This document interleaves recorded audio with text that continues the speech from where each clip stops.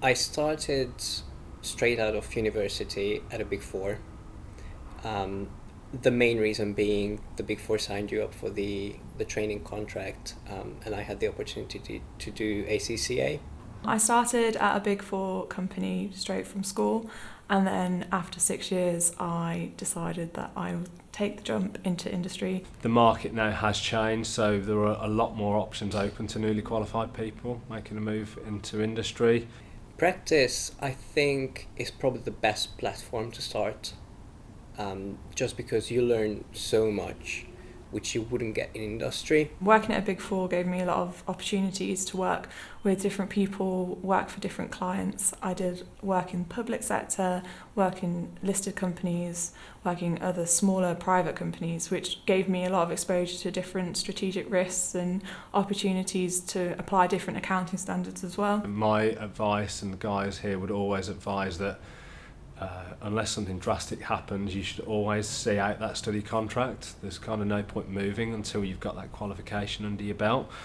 At that point, people generally decide they want to make a move, or they'll stay on in the profession, and carve out some really good careers for themselves in practice as well. I didn't necessarily have any specific fears for moving. It was more the case of the unknown, because this was my first career change. So I spent a lot of time with the recruitment company ironing out things that I wanted to know about. So opportunities for travel was a big thing for me, and if that wasn't an option to move, then I probably wouldn't have taken the job up. Don't get pushed into anything that you don't want to do. Don't take the first thing that comes your way if it doesn't feel right. There are tons of options open.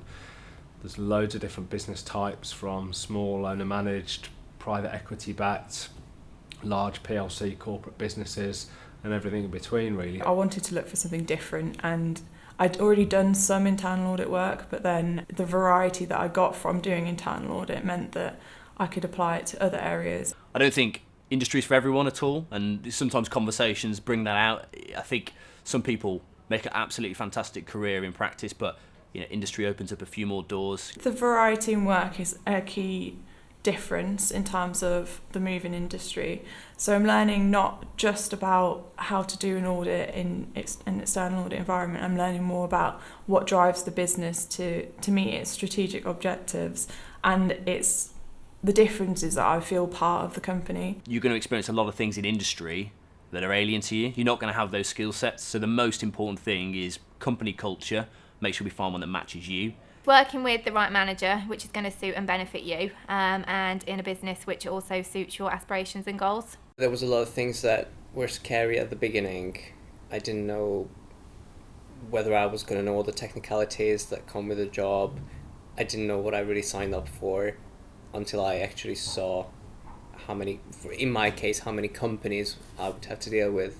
Once you actually start doing the things that you were checking before when you were in audit, you realize, oh yeah, I can actually do this. I think it's the same with everything when you're changing job or changing anything in your life.